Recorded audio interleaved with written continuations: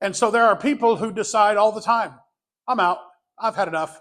They do it in marriages. They do it in churches. They do it at jobs. I quit. Some people quit after the first day. Some people quit at lunchtime. Some people quit after their first check. Some people just quit. I'm out. I'm not doing this anymore. They don't spiritually want to follow God. I've been there and I've done that. And I know that it's because of the struggles that we go through. You know, sometimes you have a hurdle in life to get over and you can't get over it. And you're embarrassed and you're worried about it. You might be facing anxiety. Maybe you're sick. Maybe the doctors diagnosed you with a terminal illness. And you say, if God can't heal me, if God won't heal me, I'm out. I'm done. Maybe you were like, the 3 Hebrew boys who were thrown in the fiery furnace and they were rescued out and God spared them. Well, what about the other ones who were thrown in and they weren't rescued? What about those who were persecuted in Rome's Colosseum and they were eaten by lions and their families and their kids and their wives right in front of them, torn to pieces because of their faith? What about that? What about the challenges? What about when you're broke and you file bankruptcy and you have nothing else left and you feel like, I'm so broke I can't even afford to pay attention? One guy said one time, I'm sorry to use this word, but it's a funny story and I got to use the word in the joke. Can you guys handle it? Anybody going to judge me? Okay. So my wife's going to judge me, so here we go. This guy said he was so broke. He said, if you were to liquidate my assets, you wouldn't have enough gas to fill a pissant's motorcycle and drive halfway around a dime. That's how broke I am. Liquidate his assets, gas, get it? Okay, motorcycle, a dime, all right, whatever. So is that broke? Are you that broke? What about when you're alone? How many of you guys have ever been struggling with your faith because Mr. Right or Mrs. Right hasn't shown up? Or your family is not there for you. You feel like nobody's answering their phone, nobody's around, and you're just alone, and you're sad. What about when you have friends, but you've been betrayed? They stab you in the back. What about that?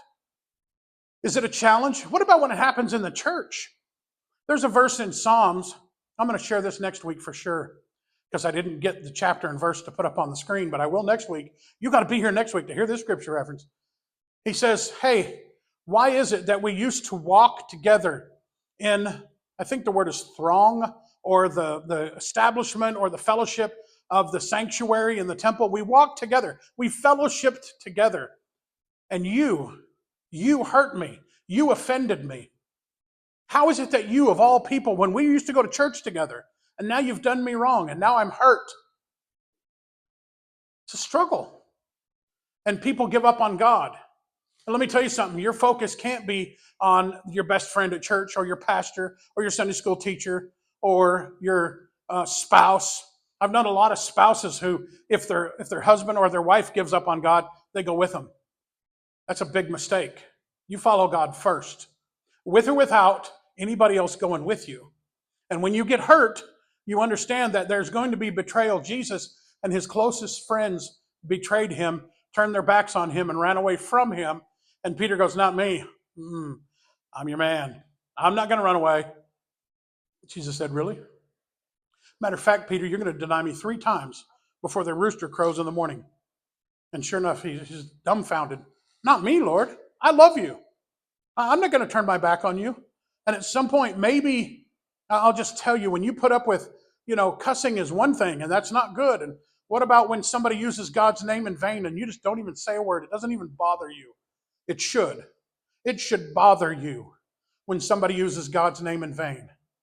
And those kinds of things, you should feel like I'm too connected. I abide too much with God. He's my closest friend and my ally. You remember the psalm that we just read, that we're going to abide under the shadow of the Almighty? I have his protection and his provision. I can't stand you disregarding and disrespecting God's name. I can't. I don't want to be around that. I can't handle that. And so look at this. It's one thing for us to realize in our struggles that we might turn our back on God because of hard times.